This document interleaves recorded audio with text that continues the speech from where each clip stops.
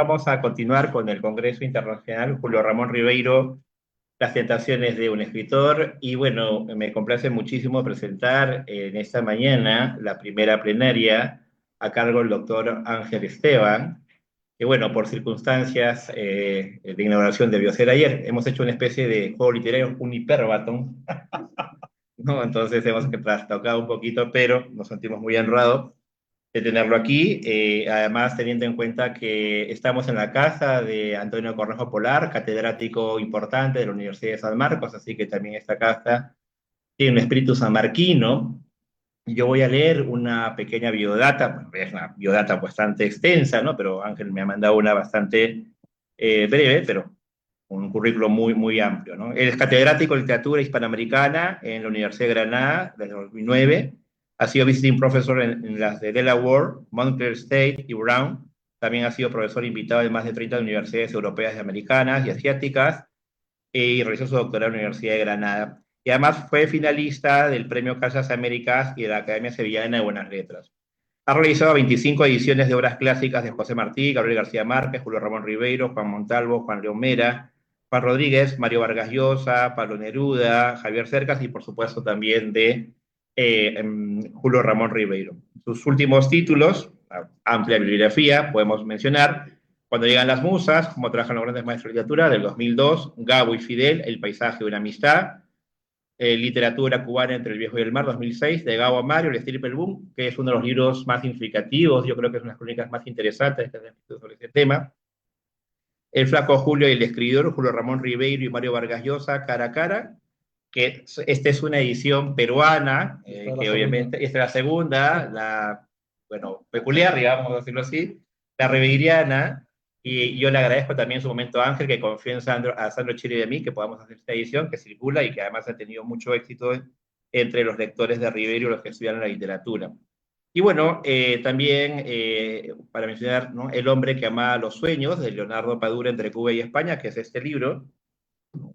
Ángel además es un especialista en la obra de Padura y ha editado en la editorial Cátedra diferentes textos. Está en preparación el texto sobre la influencia de la teología de la liberación en la poesía latinoamericana, y además dirige desde hace 12 años en la Universidad de Granada el máster de estudios latinoamericanos, enfocado no solamente en la orientación, justamente, y bueno, en diferentes aspectos.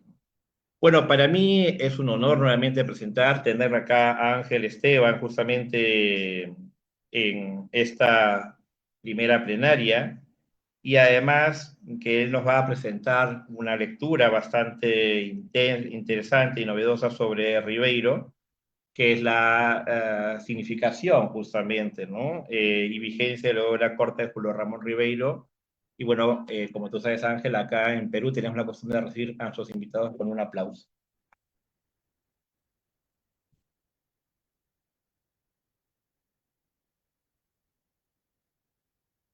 Muchas gracias por la presentación, Agustín, por la invitación a la universidad, al centro donde estamos ahora mismo, a la Universidad de Alicante como organizadora, y a, por supuesto, a Pedro y al club Ribeiro. Y Pedro, pues digamos, el alma de Ribeiro, el alma viva de Ribeiro, que está todos los días con nosotros. Y yo lo siento así, aunque esté en España, porque nos comunicamos, tenemos siempre esa relación a través del Facebook, las conferencias que hemos hecho, todo esto. Y para mí, aparte de estar aquí como en mi casa, en la ciudad, en el país, estoy también en la casa ribeiriana, estoy también en la casa de Ribeiro. Y me recuerda todas las veces que he venido, y además, desde la primera vez que vine, eh, pues estuvo muy presente mi relación con Ribeiro, porque venía a investigar sobre Ribeiro. Y bueno, pues ciertamente para mí es como estar en casa, ya lo he dicho. Y dentro del contexto de lo que ha dicho Agustín, sobre la significación de Ribeiro, que es uno de los temas que tratamos también en Madrid precisamente, hay un subtema, porque es un tema muy amplio que a mí me interesaba mucho, que es el de la música. Yo creo que se ha tratado un poco la música con el Ramón Ribeiro, y creo que es muy importante. porque aparece reiteradamente en sus obras y también porque creo que nos da algunas claves sobre su vida y su obra. Aquí aparece, en esta primera diapositiva, este Julio Ramón en la terraza de su apartamento de Barranco, mirando hacia el infinito, como hotel de surf, ¿no? Que miraba también, ¿no? Se metía en el mar, estaba mirando hacia el infinito, y sonriendo y muy tranquilo, ¿no? Ahí bien cómodo, y esto me hace recordar que para Ribeiro la felicidad era precisamente eso, es estar consigo mismo, con sus pequeñas cosas, con su literatura, con su música, que de eso vamos a hablar, y por eso he titulado La música extremada. ¿En qué me he basado? Pues me he basado precisamente, si yo siempre, si pasamos hacia adelante esto, ¿cómo sería? Sí.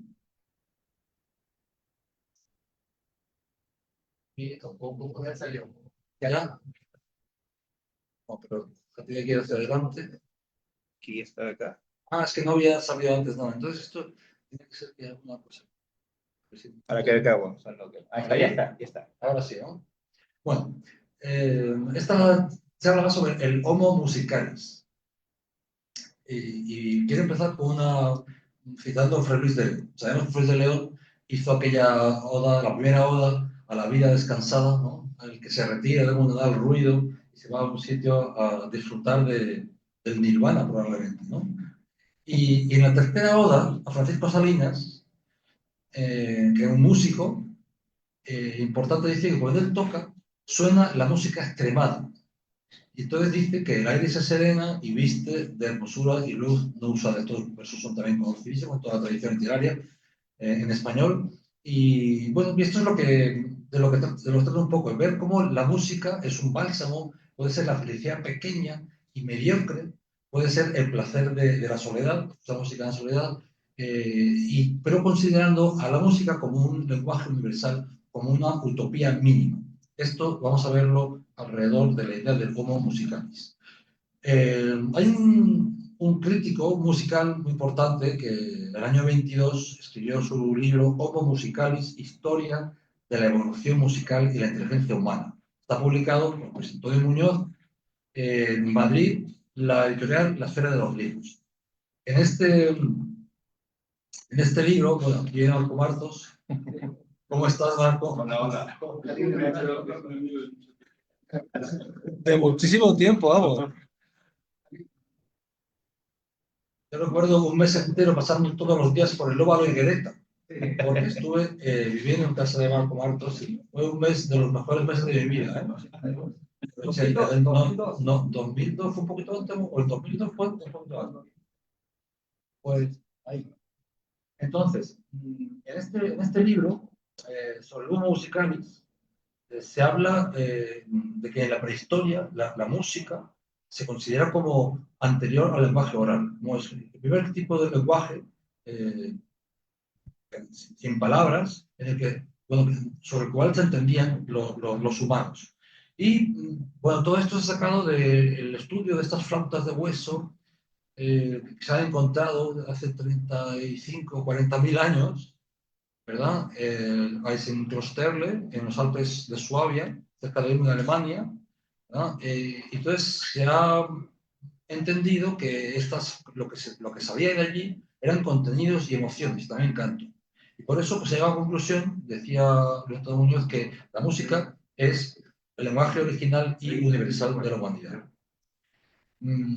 Otro texto importante para saber lo que es el Homo musicalis, hay un artículo de Samuel Mer, que es un investigador de Harvard.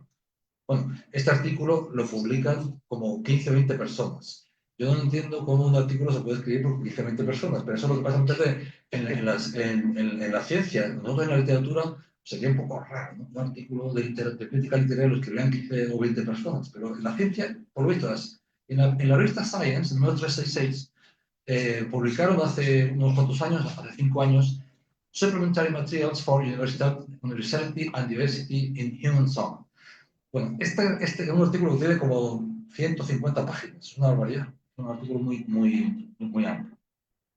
Entonces, ellos han utilizado grabaciones de 300 culturas y civilizaciones de música de más o menos un siglo XX, y principio del XXI. Entonces, ellos dicen que en muchos tipos de música, sobre todo en las canciones de cuna y las canciones de amor, hay unos patrones que se repiten independientemente de cuándo se produzcan y dónde se produzcan y quién las produzca. Ellos han estudiado y han visto los patrones, ¿no? Cómo se repiten esos esquemas. Han utilizado 50.000 canciones transcritas y llegan a la conclusión de que la música es el único lenguaje universal, el que no hace falta estudiar ni conocer para que se pueda entender cualquier tipo de persona. Esto ya un poco lo decían los románticos. Becker ya hablaba de la música como el lenguaje mucho más completo que el de las palabras. Y dice, ojalá yo pudiera escribir, ¿verdad? Ojalá yo pudiera con mis palabras hacer lo mismo que se hace con la música, ¿no? La primera rima, no hablo un poquito de eso. Y más, José Martí seguía por esa línea, Rubén Darío. Longfellow, antes que ellos, en la Pilgrimage Beyond the Sea, ya hablaba de esto, un lenguaje universal y como algo que comunica mucho más que las palabras. Vamos entonces a citar ahora a Julio Ramón Ribeiro y lo citamos a través de nuestro cuento. Está aquí presente. Yo no sé si va a estar, pero necesito citarlo porque toda esta conferencia está basada en este artículo de él. No es que, además, curiosamente, yo este tema ya lo tenía previsto hace tiempo y resulta que investigando sobre este asunto, de repente me encuentro con el artículo de Alonso. Es un artículo que yo probablemente conocía hace años porque está publicado en el año 2015 en Ínsula, en un número dedicado a Julio Ramón, en el que yo también publiqué. Pero Tú que lo sí. dirigiste, el Ah, número, no, claro. no, yo no lo dirigí, yo dirigí otro No, pues, distinto. lo que yo también publiqué, es todo dedicado a Ribeiro. Sí, pero el asunto es que no había yo, o no había leído a fondo el artículo, o no me acordaba, pero desde luego cuando lo volví a leer ahora, me di cuenta de que era la base de lo que iba a explicar aquí. Dice Alonso, que lo podría explicar mejor que yo, porque está aquí presente, que la utopía de Julián Rivero es que solo se puede, o sea, solo se puede manifestar una utopía en un contexto de soledad. Y habla de muchos personajes, habla de Silvio, habla de Reyes Azoteas, del maestro Berenson, y dice que ellos consiguen la realización de sus proyectos utópicos solo cuando están ellos mismos sin nadie, cuando están solos, ¿no? Y que por contrario, los grupos grandes, las ciudades, los barrios, con frecuencia son espacios de perdición. Bueno, esto nos lo va a decir Simmel dentro de un ratito, pero en el fondo esto es, digamos, la tesis de esta charla. Y dice también, la exploración de la soledad como un paraíso, dice Alonso. La renuncia es el único camino hacia ese paraíso. Sus personajes han elegido vivir utopías privadas, vinculadas a su autoestima. Lo esencial de sus historias ocurre cuando están solos. Yo creo que esto queda clarísimo y vamos a irlo viendo poco a poco. Y me ha parecido que es interesante compararlo con la última novela de Vargas Llosa. Y me ha parecido interesante precisamente porque esta novela no parece, a mí no me pareció nada de Vargas Llosa. Yo la leí y dije, esto parece escrito por otra persona, porque Vargas Llosa, la mayoría de sus novelas son, como decía Julio Ortega, la arqueología del mal. En todos los asesinatos, corrupciones, engaños, traiciones, todo aparece ahí, ¿no? Dictaduras, eh, la falta de libertad, todo aparece en las novelas de Mario Vargas Llosa y él muchas veces ha hablado también de la presencia que tiene el mal en sus novelas. Sin embargo, en esta novela lo peor de todo es que hay un señor estrelomorfino que su padre lo abandonaron, su madre y fue, ¿no?, recogido por un sacerdote que le dio el apellido y lo educó. Que digamos que es algo terrible que con un bebé lo abandonen, pero luego acaba bien, que es lo que pasa con, es decir, en las novelas de Vargas Llosa lo que mal empieza, mal acaba. Sin embargo, la novela acaba muy bien porque este señor no solo es recogido como un sacerdote bueno, educado por él, etcétera, sino que además luego se convierte en un músico importante, ¿no? Entonces, creo que eso es lo peor que ocurre en la novela. Lo demás son todas cosas muy positivas alrededor de esta idea de unir a las personas del mundo a través de la música, el lenguaje universal, que puede unir las clases sociales, las razas. Es decir, en Perú, con tantas clases sociales, con tantas razas, con tantas diferencias, con tantos problemas de todo tipo, de tantos siglos, resulta que se puede unir alrededor de la música criolla, la música popular.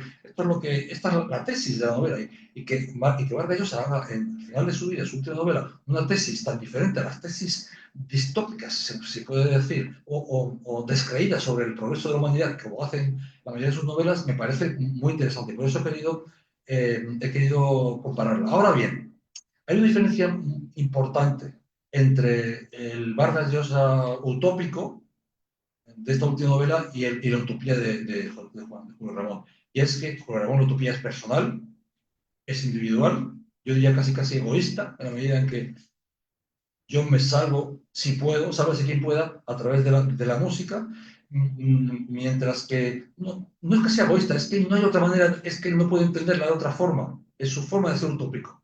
Mientras que Vargas Llosa, en esta novela, lo que está planteando es que a través de la música, por esta investigación de Antonio Pelicueta acerca de la vida de los morfinos, se puede llegar a una utopía colectiva. Y sobre todo, en la tercera, cuando se hace la tercera edición y se ve la tercera edición, hay un comentario, porque el autor del libro, Doña Pelicueta, se da cuenta de que ya no es solo que se pueda unir el Perú con todas sus diferencias, sino que se puede unir el mundo entero.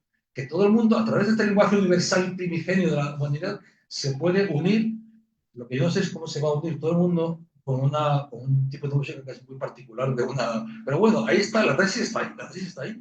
Entonces, yo cuando leí esta novela, pensé, o esto, o Mario nos está engañando y ha dicho lo contrario de lo que piensa de una manera irónica para seguir con la arqueología del mal, o ha cambiado su manera de entender el universo. Oye, ahí está. Me parece muy interesante contrastar la utopía individual de Julio Ramón con la utopía colectiva de Mario. Bueno, vamos a ver qué pasa con la utopía en soledad de Julio Ramón. Aquí podemos aplicar otra vez lo que hemos dicho siempre, lo que siempre se dice de él, lo del bosque, lo del jardín y lo de la maceta. Él solo riega la maceta. Pues con la utopía pasa lo mismo. El alcance es mínimo, él está regando su maceta, y eso es lo que va a servirle a él para ser feliz.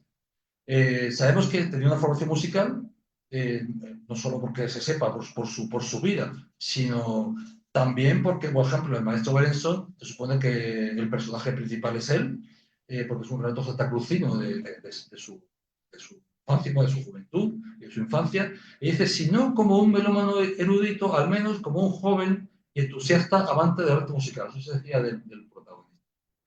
Y ahora quiero ver un poco de los diálogos. Hay cosas de los diálogos que son muy significativas. En el 1757 hay una frase de Goethe que destaca Julio Ramón. Dice, la belleza es indivisible.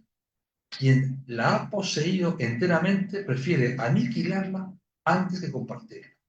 Esto me parece que es básico. Y que cuando Julio Ramón leyó esta frase de Goethe, le llamó la atención y enseguida la puso en su diario. Porque es verdad decir, la belleza hay que disfrutarla plenamente en soledad. Cuando se comparte, ya no la puedes disfrutar, ¿no? De esa manera tan... ¿no? Que esto es lo contrario que, digamos, que el contexto en el que habla Barrera en su novela. Parece muy interesante esto. Y además, y fijaos cómo dices, que es una cosa muy radical. El que la ha poseído prefiere aniquilarla antes de compartirla. Más ejemplos de los diarios de cosas interesantes sobre esta visión individualista, si se quiere, el pequeño placer individual que te va a llevar a ser feliz, ¿no?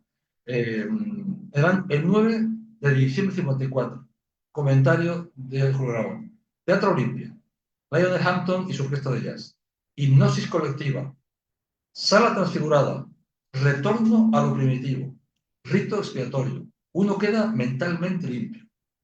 A mí me recuerda esto a las venas de Julio Costa, ¿no? Es decir, hay un concierto y toda la gente que está ahí asistiendo al concierto se vuelve loca, ¿no? Es decir, en éxtasis ve a hacer, incluso hay unos actos de violencia, ¿no? Ahí, al final, es muy interesante. Lo que pasa es que mientras en Cortázar estamos ahí frente a ese surrealismo, ¿no? De su obra y la influencia de Kafka, sus primeros cuentos, todo esto. Eh, eh, Luego, pues en Ribeiro va a haber otra cosa distinta, como veremos, ¿no? Dentro de un rato. Pero fijaos cómo dice, la sala está transfigurada, la hipnosis es colectiva, pero al final dice, uno queda mentalmente limpio. Es decir, mentalmente limpio. Es decir, es uno el que recibe, aunque él se da cuenta de que el impacto es colectivo, al final lo está viendo desde su perspectiva individual y personal, no desde la perspectiva colectiva. Bueno, otro dato de los diarios. 78, julio. María está en Lima porque su padre está enfermo y él escribe, él está solo ahí en París y dice, como en mejores épocas, inmensamente solo, escuchando Vivaldi a todo volumen en medio de una casa irremediablemente desordenada. ¿Cómo nos suena esto, no? De Julio Ramón.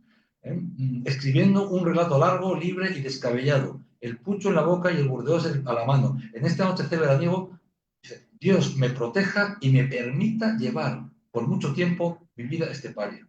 Está claro, ¿no? Que es lo que le gustaba escribir, el vino, el tabaco y la música. La música, como dice ahí, escuchando a Vivaldi a todo volumen. Y bueno, la última cita que voy a hacer del día mío. Hay un momento en el año 61. El 23 dice, me llega la Navidad, él está muy deprimido, pues está ahí, ¿vale? La familia, la gente se va a sus casas, él está solo. Hay un tratamiento general, no puede leer, no puede escribir, no puede ordenar su espacio, pero dice, de pronto, idea salvadora, escuchar música, música de mis momentos felices. Esto se repite en algunos cuentos, por ejemplo, Luis Capri de Ciro Silveniata, de don Fabricio, que llega a Capri, y dice, yo los primeros años, después de 15 años de estar en Capri veraneando, al principio salía mucho, tenía muchas relaciones con personas, con mujeres y tal, pero luego ya hay un momento en que me interesa más, ya no me interesa tanto salir. ¿eh? Dice, recluirse en la casita de Villatragra les sabe mucho más eso, tomando sol en la pequeña terraza, leyendo, escuchando música o tratando a veces de escribir algo. Vamos a empezar a hablar de los cuentos, no quiero extenderme demasiado. He tratado 4 cuentos aquí, en los cuales de una u otra forma está esta idea de solo se puede llegar a una plenitud, a una utopía, a una felicidad desde el punto de vista individual. El cuento de la Mauricio, que a mí me recuerda a Casa Tomada, es otra cosa muy cortazariana, pero también en Casa Tomada estamos otra vez ante este Cortázar que es el hijo del surrealismo y de Kafka, y aquí Ribeiro, que como ustedes saben, tiene cosas de Kafka, pero desde el punto de vista de otra forma, eh, sobre todo en su obra más madura. Bueno, aquí, en la Molicie, yo creo que lo que hay es simplemente que la Molicie va ocupando la casa, pero esa Molicie, eso es algo puramente emocional, existencial, ¿no? El verano que te produce sensación de vacío, y que te sientes triste, que no sabes por qué, esa molicie que te va captando todo, ¿no? Entonces aquí aparece la música siempre en un nivel simbólico. La policía está en todas las cosas, dice, hasta en las melodías lánguidas de los boleros, ¿no? Para llegar al fondo de una cuestión que es existencialmente vital para él, utiliza la música. Entonces, para combatirla, los dos colegas de la casa tenían una pequeña radiola en la cual, en momentos de sumo peligro, que la policía está llegando con nosotros, los habitantes de la casa tomada les tienen que ir a otra habitación porque eso parece que está llegando. Dice, podríamos cantigas gregorianas, sonatas clásicas o alguna fustigante pieza de jazz que comunicara a todo lo inerte una vibración de ballet. O sea, está explicando en dos líneas lo que es la manera de combatir algo que te está consumiendo existencialmente. Y tú estás diciendo, mira, poníamos además cosas muy diferentes. Por un lado, el gregoriano medieval. Por otro lado, sonatas clásicas. Y luego alguna fustigante pieza de jazz. Y todo eso que ellos ponían para librarse de la molicie, conferían a todo lo inerte una vibración de ballet. ¿Qué pasa? Que de repente la molicie se convierte en una tranquilidad, porque la vibración de ballet, yo aquí estoy sintiendo que de repente todo se remansa, yo es como me tomo una pastilla y se me pasa todo de cabeza. Pero, bueno. Luego dice el cuento que pues llegaron días opacos, que de repente había ido cediendo sus posiciones toda la casa y hay un cambio de estación, digamos, del verano al otoño. Y tú dices que un gigante gigantesco estampido, como vio la ciudad, empieza a llover, alertó a las de los habitantes con el siguiente olor a tierra humedecida. Entonces, ¿qué pasa cuando está cambiando el tiempo? Pues lo que ocurre es lo que viene a continuación. La primera hoja dorada se desprendía y después de un breve vals tocaba la tierra. Vuelve otra vez, es decir, bueno, la desaparición de la molicie coincide con la llegada de las hojas que caen de los árboles. De repente, el breve vals que toca la tierra. ¿Está? Pum, pum, pum, pum, pum. No, yo me estoy imaginando esto cuando dice, pero es algo tranquilo, es algo tranquilo. Es algo que ya te ha cambiado esa sensación, ¿no? de inquietud que tienes constantemente. Bueno, y luego ya termina diciendo, la tierra despertó con un estertor inmenso contra su júbilo, como un animal después de un largo sueño, y nosotros mismos nos sentimos partícipes de aquel renacimiento importantísimo. La música siempre está en los renacimientos. La música, que es lo universal, que es lo primigenio, lo que hace es renovar las cosas. Música renovada porque estaba en el principio, que algo comienza, es una renovación, es un renacimiento que viene precisamente signado por lo que fue el principio. Un renacimiento es un nacer de nuevo de lo que estaba al principio. Yo así lo miro, pero que además que no es colectivo, porque aunque eran dos personas que estaban en la casa, eso siempre se hace dentro del ámbito de la familia, bueno, de la familia o de la casa. Es decir, no le interesa lo que está pasando al tío de al lado, o al vecino de al lado, sino lo que está pasando en su casa, la molicie que está sufriendo él. Bueno, también voy a pasar un poco por encima de esto, rápido, pero también me ha interesado comparar todo este sistema de Julio Ramón con el sistema de Carpentier, porque, claro, si he escogido la novela de Vargas Llosa por la significación que tiene como diferente, ¿no? Como el otro lado de lo que es Julio Ramón, Carpentier sería el que luego será Vargas Llosa. Carpentier desde siempre tuvo la idea que tiene Vargas Llosa en esa última novela, con la música. Él era un melómano absoluto, sabía mucho de música, lo sabemos, ¿no? Y además, Los Pasos Perdidos es el músico que se va a la selva, es un músico, un tipo que está en Nueva York, que está en la excepción absoluta y que se va a la selva a buscar ¿qué? Lo original y lo originario en la música, ¿no? Bueno, antes de publicar esta novela, Carpentier escribió un artículo que ha pasado desapercibido, que se ha publicado, lo publicó una persona que lo encontró hace pocos años, se llama Los orígenes de la música y la música primitiva. Yo lo he leído, curioso porque lo he leído en inglés, porque esta mujer lo tradujo al inglés en inglés y lo comentó. Pero bueno, es muy interesante lo que dice, toda la idea de la música como lenguaje original, los ritos centrales, los ritos primitivos, mágicos, todo esto.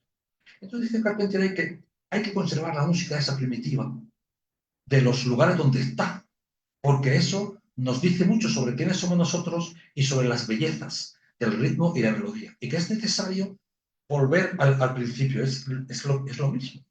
Bueno,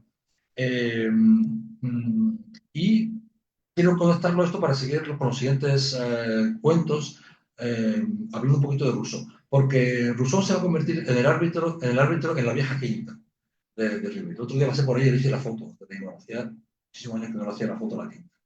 Bueno, entonces, además, otra cosa curiosa, cuando hablamos de Rousseau, generalmente todo el mundo sabemos las dos o tres cositas muy generales, que si el buen salvaje, el hombre por la naturaleza, y cuando llega la civilización, pues se pierde ese estado natural, pero muy poca gente ha leído de verdad a Rousseau este libro, El discurso sobre el origen y fundamentos de la desigualdad a fondo, y ahí dice cosas magníficas que matiza muchísimo toda esta idea general muy simple que se tiene de lo de Rousseau. Dice Rousseau que la naturaleza nunca puso cuidado para aproximar a los hombres mediante necesidades mutuas y facilitarles solo palabras. Es decir, que la naturaleza quería que los hombres estuviesen sin conexión y no importaba que los hombres no hablasen, que los hombres no se comunicasen y no se entendiesen. Que no tenían por qué utilizar la palabra, que eso no está en la naturaleza del hombre. La naturaleza del hombre está vivir, sobrevivir y ser feliz, digamos, ser pleno, él solo. Y no necesitaba las palabras. Este texto que está aquí en tercer lugar, que son palabras de él, dice: nada habría sido más miserable que el hombre salvaje, deslumbrado por los conocimientos, atormentado por las pasiones y razonando sobre un estado diferente al suyo. Es decir, confrontar opiniones es lo menos humano que es. que hacemos nosotros siempre, estamos todo el día confrontando, estamos en un congreso, pero estamos en casa, y a mí me gusta la sal, esto tiene demasiada sal, esto no tiene sal, esto está bien, esto está mal. Estamos todo el día así, con todo el mundo, con nuestros amigos, nuestra familia, y dice, nada habría sido más miserable que precisamente hacer eso, confrontar cosas, porque el hombre está hecho para estar solo y para sobrevivir solo. Yo no sé qué pensaría Rousseau de verdad, pero claro, nosotros pensamos en la naturaleza es que los niños, que los bebés, el hombre es el ser vivo más inútil que hay. Es decir, que más le cuesta poderse ser independiente. Porque muchas veces los animales, en cuanto nacen, a los pocos días ya van solos por ahí, andan y comen y tal. Y los hombres, hasta que no tenemos, hasta que, yo no voy a decir la edad en la que podemos estar funcionar solo, pero desde luego no son ni los 15 ni los 20, muchas veces, ¿no? A veces ni los 30, y mucho menos en el siglo XXI, ¿no? Que la juventud está dependiente de muchas cosas. Pero bueno, ahí está. Entonces dice que una vez que ha explicado todo esto, la segunda parte del libro habla de lo que ya sabemos, ¿no? La llegada del progreso y cómo el progreso lo que hace es las desigualdades, los intereses, las rivalidades, la propiedad privada, que es lo peor, ¿no? El poder, las luchas, ¿no? Las humillaciones, la esclavitud, la opresión. Eso significa sociedad. Y la sociedad necesita, pues eso, necesita que haya pactos, porque sin pactos no se puede sobrevivir porque existe todo esto. Existen la arqueología del mal de la que hablaban ellos. Aparecen las guerras, los asesinatos, las represiones, tal. Entonces, fijaos, muy interesante lo que dice. Hay una reflexión que es bastante amplia de Rousseau, donde dice, mira, entonces el hombre tuvo que decidir qué es lo bueno y qué es lo malo. Dice, eso no es cosa natural. ¿Qué es lo bueno y qué es lo malo? El hombre lo sabía por intuición cuando vivía solo. Pero cuando ya se han juntado las personas y se ha construido sociedad, hay que decidir qué es, porque lo bueno y lo malo no es algo que nos viene dado por naturaleza, por un dios o por lo que sea, sino que tiene que decidir por pactos qué es lo bueno y qué es lo malo. ¿Vale? Entonces, ¿qué pasa? Que el hombre deja de ser hombre y se convierte en un ciudadano, que no tiene nada que ver. El hombre es el natural y el que no es un natural es un ciudadano. Bueno, y vamos a ir directamente con las tristes querellas, que me parece muy interesante. Las tristes querellas de los ciudadanos. ¿Qué ocurre con Memo? Memo ha tenido una vida de trabajo y cuando se jubila ocurre esto. Se podía calificar de paradisíaca desde que se había jubilado, consistente sobre todo en escuchar óperas de una vieja Victoria. Es decir, la felicidad era la pequeña utopía de la que hablaba Alonso.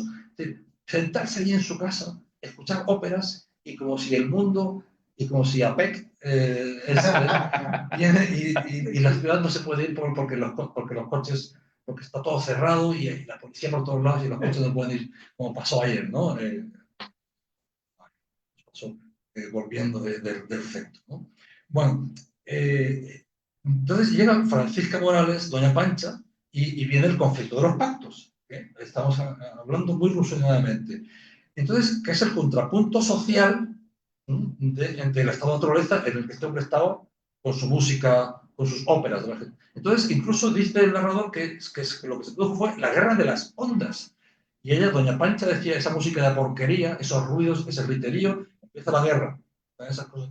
Entonces, ¿qué pasa? Que, claro, este señor, que era un hombre que vivía su felicidad, que nadie le molestaba, su utopía personal, de repente, claro, se excita con todas estas cosas que vienen de Doña Pancha y son todos los ruidos y empieza a decirle boca sucia, zamba grosera, negra, vieja puta, vieja bellaca, chanchacalata, vieja bruja, bestia carachosa, zamba cochina, vieja pedorra.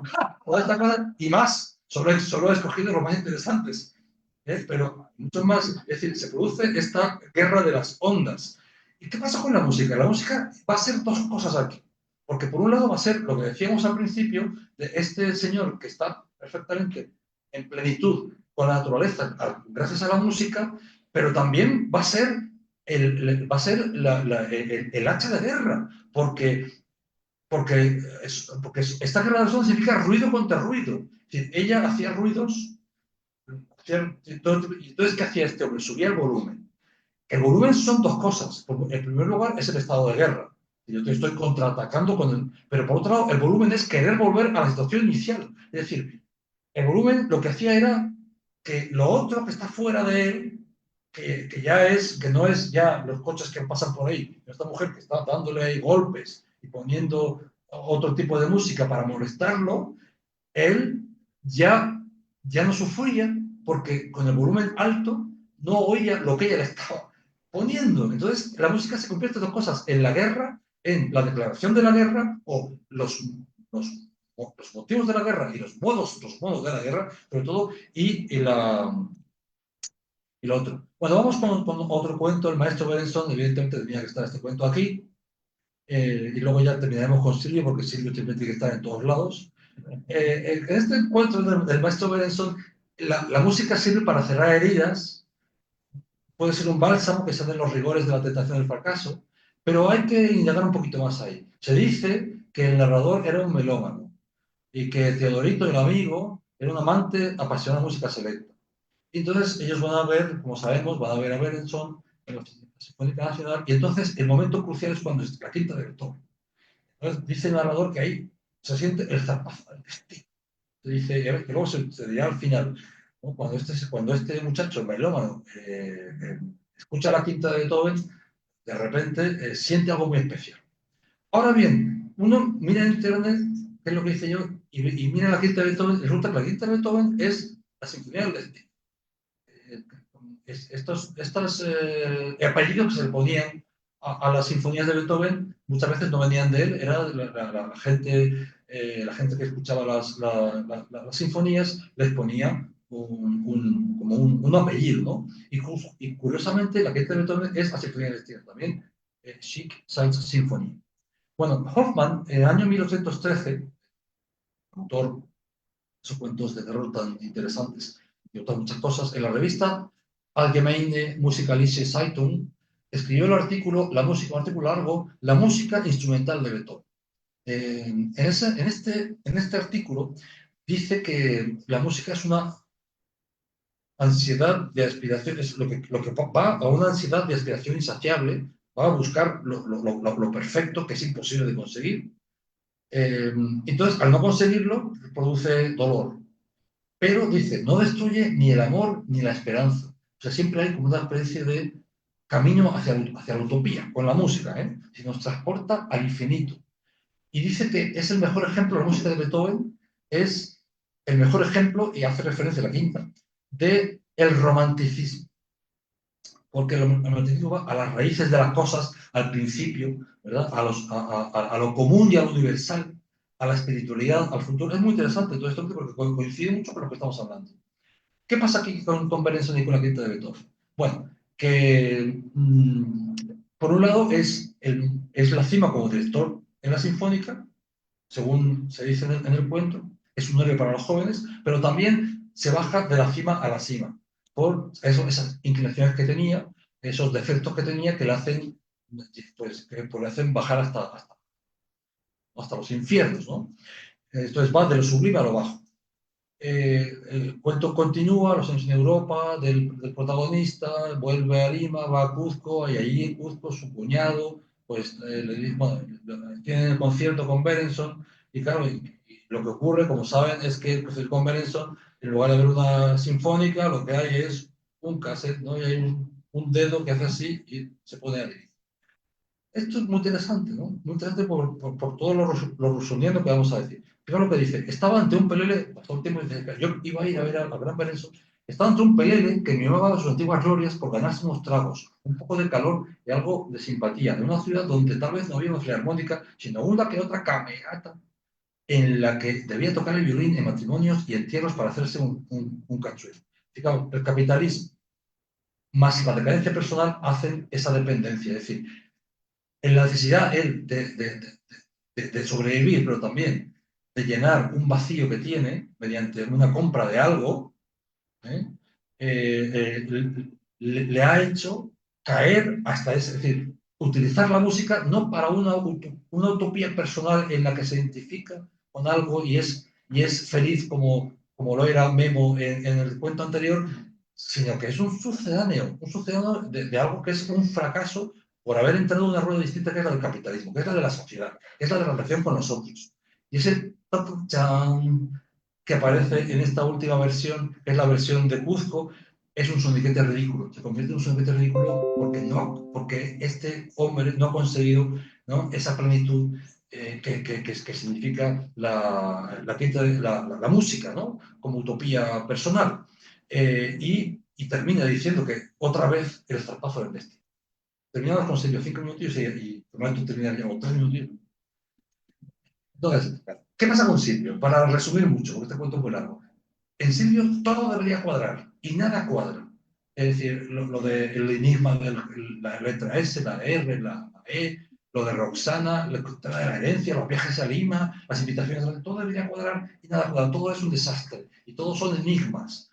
Solo hay una cosa que cuadra, que es cuando al jardinero le pregunta que cómo hace él, que está con las cosas, qué sistema sigue para su trabajo, y dice que él lo único que hace es lo que hacía su padre y que hacía su abuelo, y es que reponer las plantas que van marchitándose. Que tampoco es que sea una cosa, hay que ir a la universidad para... Bueno, pero eh, el narrador, ahí Silvio, en eso que le dice, creyó encontrar un estímulo. Había un orden, eso es importante, es el primer orden que hemos encontrado. Y es una tontería, pero es un jardinero. Ni siquiera tiene que ver con el enigma de la S, la L, R, sino es tipo de trabajo. Que se respetaba, el mensaje era transmitido, nadie se atrevía a una transgresión, la tradición se perpetuaba. Esto es muy interesante, muy reviriano, ¿no? Es decir, que está buscando el orden en todos lados, está obsesionado con el jardín y resulta que lo único que tiene orden es la cosa más banal, que es que un padre le dijo, tienes que lo que se repone, lo que se estropea, pues lo repones y ya está. Bueno, entonces, esto pasa en muchos cuentos de Rivera. Se está buscando la lucidez dentro de ese esteticismo y, bueno, iba a citar lo de... Bueno, sí lo voy a citar porque me parece magnífico. Lo del cigarrillo, solo para poner los 4 elementos, ¿no? Es decir, el agua tan importante, interesante, tan importante para la vida, la tierra, todo, menos el fuego. El fuego, claro, no hay manera de unirse con el fuego porque el fuego te quema y tal. Pero es muy interesante lo que dice él, esa teoría, esa autoironía, que le lleva a la muerte finalmente, que primero en los años 30 casi casi, y después en los 90 pues se cáncer. Era un sucedáneo de la antigua divinidad solar y fumar una forma de perpetuar el culto. Una religión, en suma, por mal que parezca. De allí que renunciar al cigarrillo sea un acto grave y desgarrador, como una juración. Esto es absolutamente autoirónico, parece que es muy interesante a la hora de tratar de encontrar explicaciones a las cosas. Vamos a ver qué pasa entonces con la música. Las pistas son falsas, las pistas suelen ser falsas siempre. Y al final la única pista que no va a ser falsa es la que se refiere a la música. Silvio no valoró la hacienda, ¿por qué? Porque a él no le interesaba la hacienda, le interesaba solo tocar el violín desde niño. Tenía una historia, que si su madre, etcétera, etcétera, lo que sabemos, ¿no? Y luego cuando buscaba otras cosas, iba a la ciudad para encontrar mujeres, para encontrar diversión, eso todo lo que estaba fuera de la música no le llenaba nunca. ¿Y ahora qué ocurre? Que la ciudad le cierra la puerta a los intrusos. Bueno, paso a lo de Simmel, que es largo, pero Simmel viene a decir que, con lo que dice el síndrome del extraño y la intensificación de la vida de los nervios, es que hay una manera muy, muy diferente de entender la vida de la ciudad cuando aparece el capitalismo, ya el capitalismo del final del siglo XIX, después de la revolución industrial del siglo XX, a la vida del campo. Y que las personas pierden, o sea, que la ciudad, que debería ser el lugar de encuentro de todos, porque están todos, resulta que es la que te deja solo, ¿no? Y que solo en el campo se puede encontrar una relación sana con la gente y una explicación para la propia vida. Esto lo voy a decir Steve. Entonces, ¿qué ocurre con Silvio? Al Silvio le está pasando, voy al párrafo que me interesa, que es cuando él invita a esos 100 ricos, ¿no? O personas buenas de la ciudad, y de esos 100 solo llegan 12. Y de los 12, cuando van a hacer el concierto, uno se le escapa y al final ve de reojo que solo quedan 11. Y esto es muy interesante porque esto es la última cena. O sea, esa es la última cena, porque son 12 los apóstoles y el Judas se le escapa, porque luego va a ser el que lo va a traicionar. Es curioso porque, sí, claro, porque es que, vamos a ver, en la última cena lo que ocurre es que esto, que es terrible, que te dejen, porque luego los otros 12 se van todos, menos se queda uno, que es Juan. Los demás se van todos, huyen como cobardes cuando ven que lo van a matar. A mí me va a tocar también. Entonces, ¿qué ocurre? Que mientras en el Evangelio todo esto absolutamente negativo que es la huida de todos eh, y la traición de uno de ese 12 que estaba ahí tomando tragos y comiéndose lo que salió de la cena en vez de escuchar la música del protagonista, luego acaba bien porque resucita y salva a la humanidad. Pero aquí está pasando lo contrario. Es decir, aquí voy a poner, es que es muy interesantísimo, dice, esta gente no se enteraba de la música. Dice, con los tragos editaron a los músicos con frases hiperbólicas, por fondo, ¿no? Pero no habían escuchado nada. Juan Sebastián Bach pasó por allí sin que le vieran el más pequeño de sus rizos. Es decir, no se enteraron de nada de la música, les importaba nada la música. ¿No? Es decir, no había, no había ese contacto. Y el pueblo, lo rural, que podía haber sido la conexión con los demás para librarse de esa depresión que tenían en contra de lo que pasa en las ciudades, en realidad no ocurrió, no ocurrió. Y al final, el fracaso con Rosana, el fracaso con la última fiesta, ¿qué es lo que entiende a partir de ahí? ¿Qué es lo que entiende? Porque Rosana también le toca cosas del violín, le explica, y Rosana lo que hace es bostezar. Claro, entonces, ¿qué es lo que hace? Pues mi felicidad va a estar en mí mismo. ¿Eh?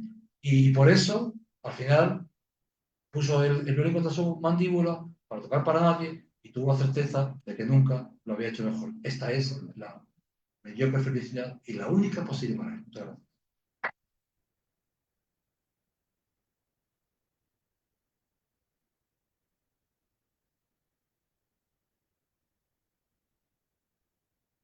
Agradecemos al doctor Ángel Esteban por esta primera conferencia. Todavía nos quedan unos minutos para poder dialogar, así que... Por cierto, antes de que empiece, tengo que agradecerle a Pedro la insignia ribeiriana. Entonces, si alguien me ve con esta insignia y me saluda, tengo que pensar que a lo mejor hay algo para ahí. Querido Ángel, aún resuena desde Cruce del Charco una frase en Madrid del pasado, Sí. cuando alguien dijo, pasando la voz, yo soy un converso, yo me hice riberia. Y en ese momento, Ángel, escucharte a los riberianos de esta tierra nos conmovió. Y te sentimos como un hermano, y qué felicidad tenerte ahora en este congreso. Y qué bueno que estés al lado de Agustín, gestor de estas jornadas, que redondean pues un homenaje afectuoso, admirado, sobre la obra de Ribeiro a 30 años. Querido Ángel, Ribeiro se le percibe por lo que dice y por lo que hemos leído, que era de alguna forma un músico frustrado, pero en primer lugar un melómano. Y escribió su partitura, porque en la música de nuestro Benson tiene la estructura de una parte. Comienza con la coda de ta ta ta ta, descubre la historia y cierra con la misma coda de ta ta ta ta. Entonces, construye ahí una musicalidad profesional interno, pero nos convence a todos. Ahora, tengo una pregunta, querido Ángel. En el libro de Vargas Llosa, el último libro, leí con mi silencio, dice, distinguiendo a Ribeiro, que es de los pocos escritores que no es guachafo. Pero resulta que esta guachapería, entre comillas, ¿quién dice que es guachafo y quién no es guachafo? En las postrimerías de su vida, Ribeiro escucha lo que podría llamarse, y que él mismo llama además, música guachafa. Cuando Eloy Jauregui lo entrevista y le comenta a Ribeiro que lo que está escuchando en esos momentos son boleros de la Sonora Matancera, Riverito Granda, Leo Marini, etcétera, etcétera. Pero él dice que él gusta de esa música. Entonces, ¿qué habría pasado, Ángel, para esta evolución de un sofisticado escucha de sonatas, de música clásica, de Beethoven, de Bach, a terminar en las trompetas, las tumbas, las congas y el huir y las maracas de esta música que viene llama guachafá? Yo no, la verdad es que no sé muy bien qué es lo que puede ocurrir, pero es verdad que ocurre. Pero la verdad es que Ribeiro también, vamos a ver, Ribeiro aquí está hablando, en muchas ocasiones habla del jazz. El jazz es algo muy distinto a la música clásica. Y él ya se ve que le gusta. Es decir, que en ese sentido él era un melómano. Y el melómano, yo creo que se puede, muchas veces los melómanos son eclécticos. Y probablemente un poco más madura, porque su formación es una formación más clásica por lo que tuvo en la familia, probablemente, ¿no? y en el ambiente que tuvo, pero luego uno va descubriendo cosas. Y yo creo que también, cuando uno es mayor, tiene más vergüenza a reconocer ciertas cosas. Puede ser. Ok, ¿alguna otra pregunta más, por favor? ¿Un comentario? Me ha encantado, fue muy interesante. Me ha hecho recordar también que en una ocasión cuando fuimos un grupo de amigos a una hacienda en Chincha, cada julio ahí, una noche fuimos a Caracas, al Hotel Caracas, y todo ese camino, la noche en el Julio cantó boleros, valses, tangos, en un estado de ánimo que yo no lo había visto con mucha frecuencia. Lo cual, bueno, habla de todos estos temas. Me parece que en Tristes Querías en la vieja quinta, una de las armas de combate, de la afirmación de su identidad del personaje es justamente la música, algo que rechaza. Entonces, digamos que la idea de que la música es un refugio de una identidad firme, ¿no? Frente al mundo, que es algo esencial también de todos los procesos que has comentado. Y me parece que acá Antonio decía que ha escrito algo sobre la importancia que tiene el espacio, la lucha por el espacio en las obras de Ribeiro, como el Partido de la Cancelada o el mismo. Me parece que es interesante crear la música como una lucha por el tiempo. Así es. O sea, el tiempo propio. Está muy relacionado con el espacio también, ¿no? Sí. Tienes toda la razón. La verdad es que es una idea muy... Así es. Sí, De Mías Vega. Me parece interesante este tema de la música y justo en el ciclo social se plantea al final que el escape para vivir su vida es regresar a la infancia, ¿no? De alguna manera. Es la madre, o sea, el rock musical se recupera con la música, ¿no? Y eso es un refugio para él, ¿no? Porque al final el padre fue un tipo gigante, ¿no? El sentido suyo lo recupera en el externo, ¿no? En lo que está afuera. Pero al final se da cuenta que el sentido suyo estaba dentro de él, ¿no? Y ese recuerdo justamente a la infancia, a la madre. Eso es. Es muy interesante ese tema de la música Y eso conecta con lo que se acaba de decir ahora. Es decir, es verdad que al final de su vida él tenía esa especie de alegría y de juventud que tuvo al final de su vida, que se refleja también en los gustos musicales y en cómo estaba frente a las cosas y con quién iba y cómo iba. Manifiesta exactamente lo que acabas de decir, como una vuelta especial, una vuelta a una juventud, a una infancia, a un origen. Sí. Entonces, hay una dimensión ritual en estas aproximaciones a la música, en los relatos y la vida de él, porque, digamos, uno cuando comienza a escuchar las mismas canciones, los mismos temas que ya gusta y que disfruta y que sabe que van a provocarle placer, es una anulación del tiempo, porque el momento de contacto con el tema musical se refiere a esos otros momentos Sí es. que escuchan. Hay una dimensión ritual en estas... Puede ser. Esto lo explica, pasa que no da tiempo a verlo, lo explica Carpentier. En su artículo dice, es que lo que te lleva al origen y lo que te lleva a sentirte, a sentirte bien y a que te guste es una repetición de ritmos. Es que es un rito. Y porque además está relacionado con los ritos antiguos ancestrales que tienen que ver con la comunión con la naturaleza, con la religión, con la magia. Entonces yo creo que hay, bueno, de otra manera, ¿verdad? Mucho más contemporánea, pero está ahí. Lo que está diciendo es exactamente eso. Una pregunta más para tener un brevísimo receso para la siguiente conferencia. ¿O un comentario? Sí.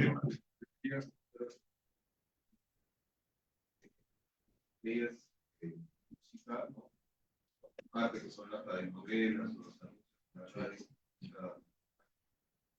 son un modo en lo que estos vecinos se permiten, como la idea del otro que conoce un poco del tema de la imponencia, invaden, ¿no? Un espacio que no les pertenece. Claro. Es decir, estos personajes están forzados a la convivencia, Claro. ¿no? Pero eso no representaría un problema si no hubiese maneras en las que ellos pueden traspasar, ¿no? Esas barreras. Sí. E ingresar de algún modo a la intimidad del otro. Eso es.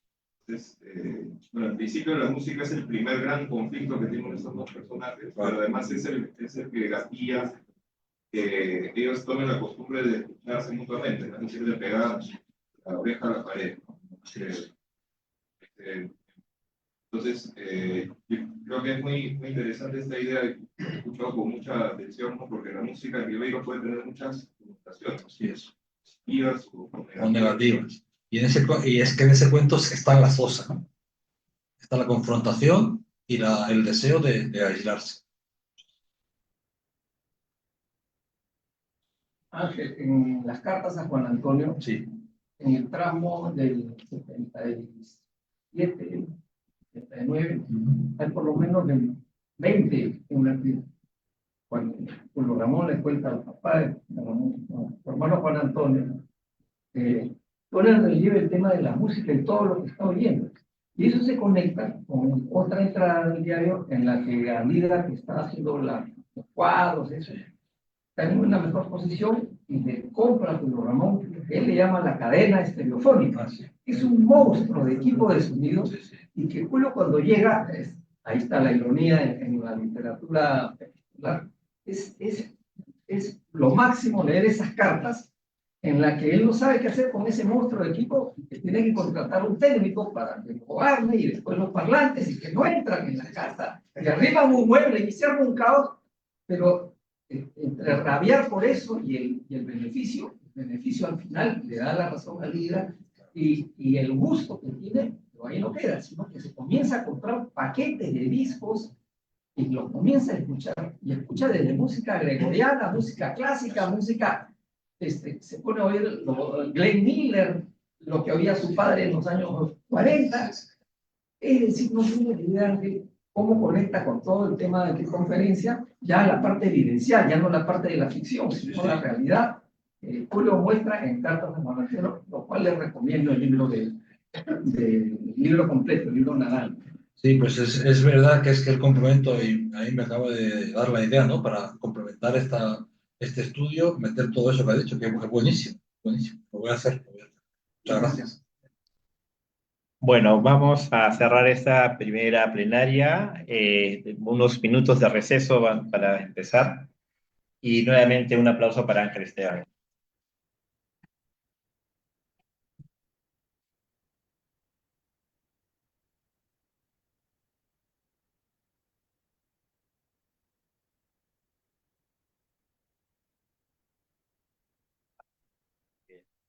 Tiremos las piernas.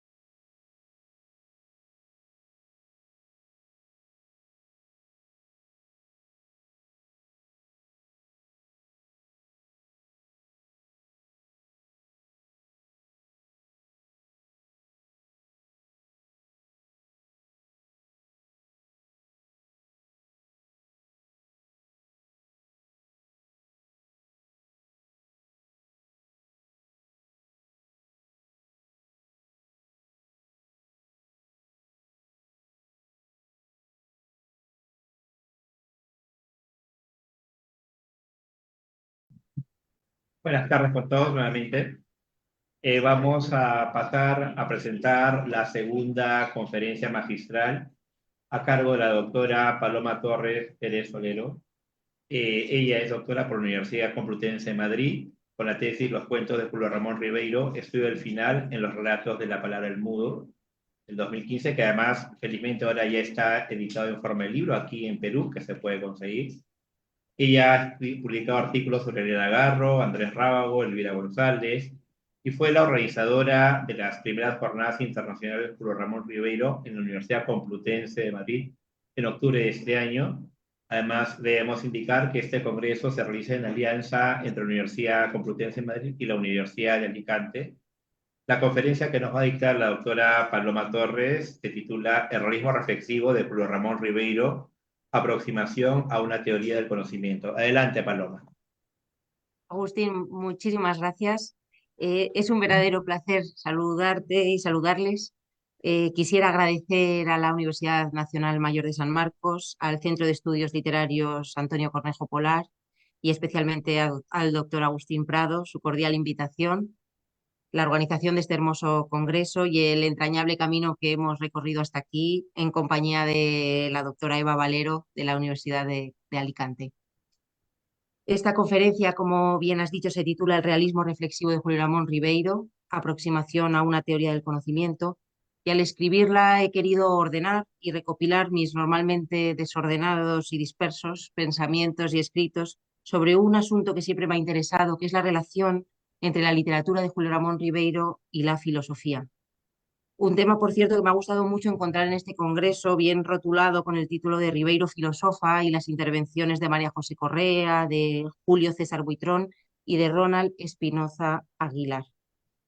En mi ponencia de hoy reuniré y leeré, por lo tanto, textos ya publicados, de los cuales voy a dejar constancias, si les parece bien, en este comienzo, para no llenar luego de referencias mi discurso posterior. Son los siguientes. El artículo Julio Ramón Ribeiro es un clásico, publicado en el año 2019 en la revista Latin American Literature Today, donde hablé muy brevemente del Ribeiro pensador y del realismo reflexivo que hoy quiero recuperar aquí.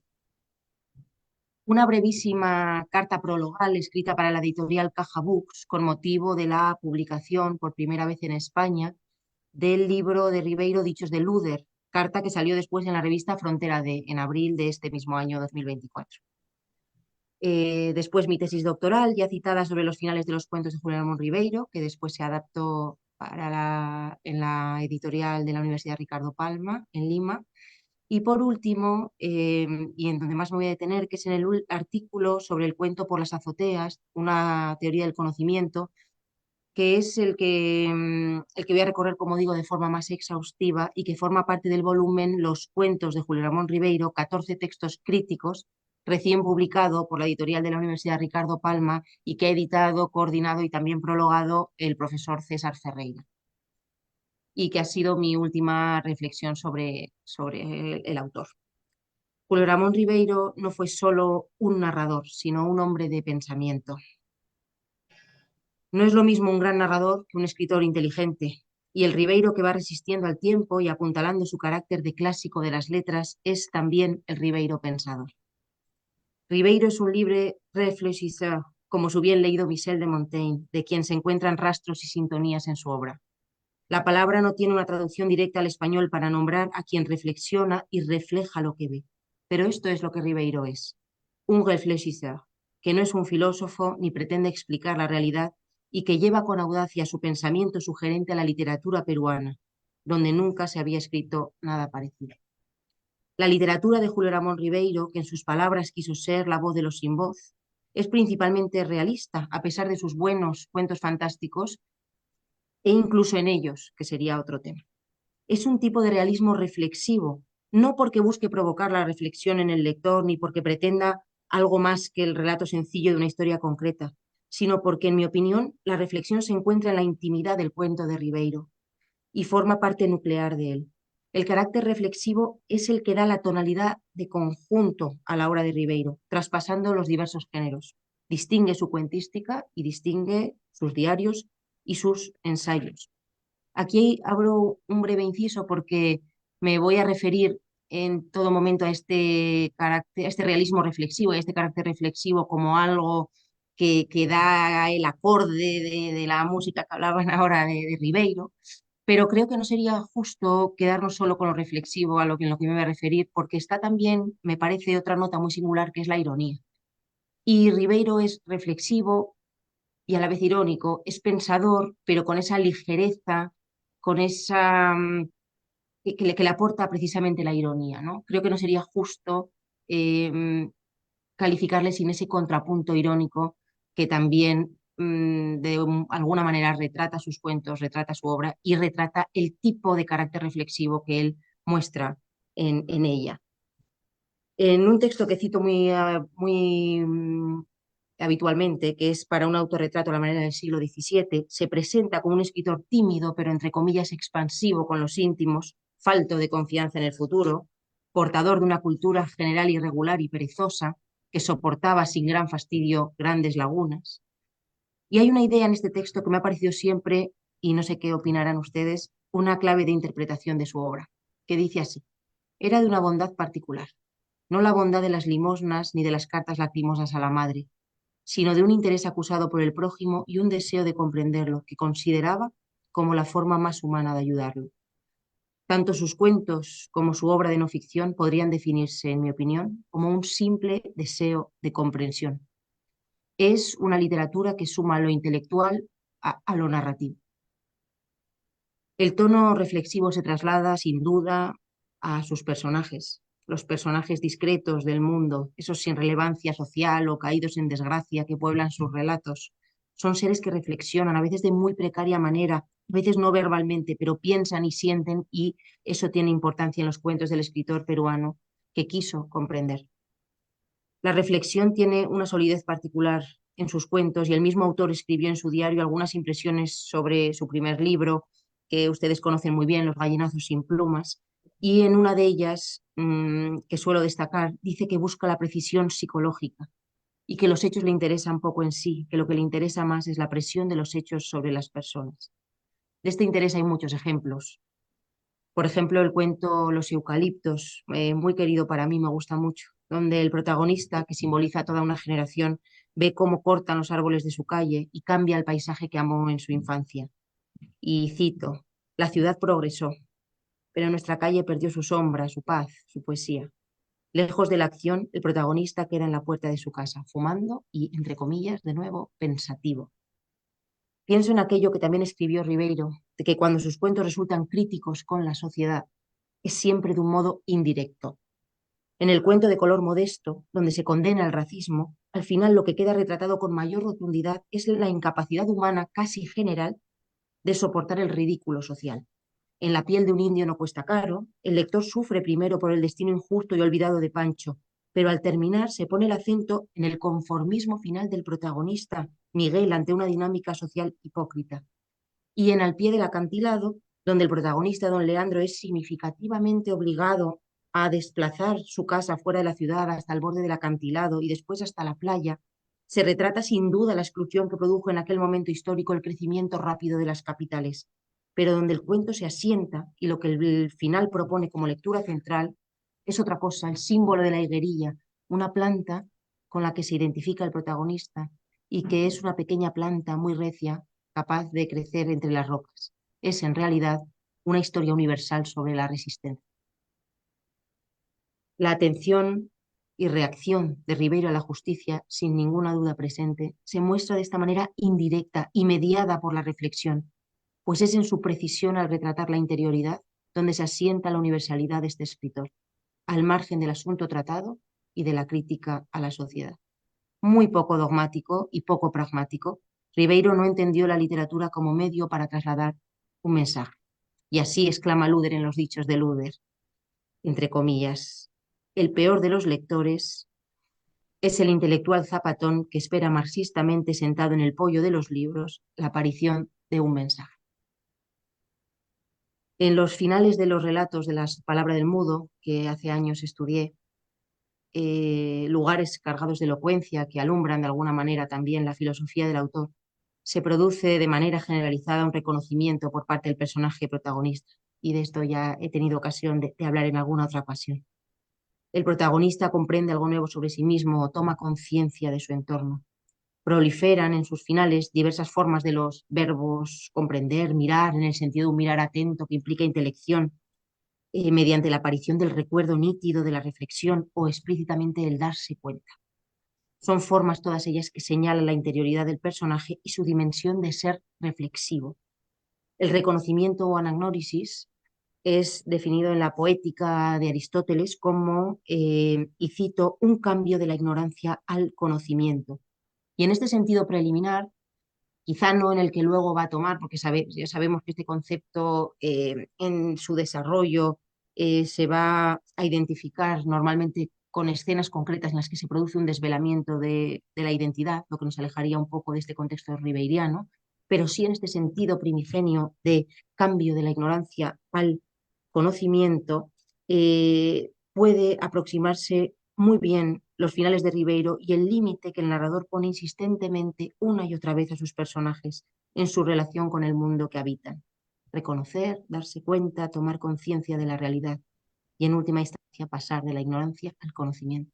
Parece una sólida propuesta ribeiriana para sus personajes, para sus lectores, ¿no? Marca el final de sus cuentos y marca de alguna manera, como decíamos al inicio, ese tono, esa tonalidad de conjunto a la que la crítica se ha referido tantas veces, ¿no? Ese continuum creo que está mediado en gran medida por este carácter reflexivo del autor y por un realismo que es así, que es reflexivo.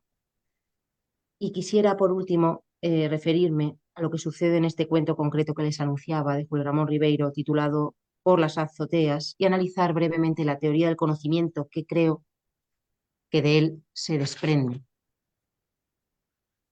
Escribió Miguel de Unamuno en Del sentimiento trágico de la vida, se refiere a la filosofía española, pero creo que bien puede aplicarse y con rigor a la literatura ribeiriana.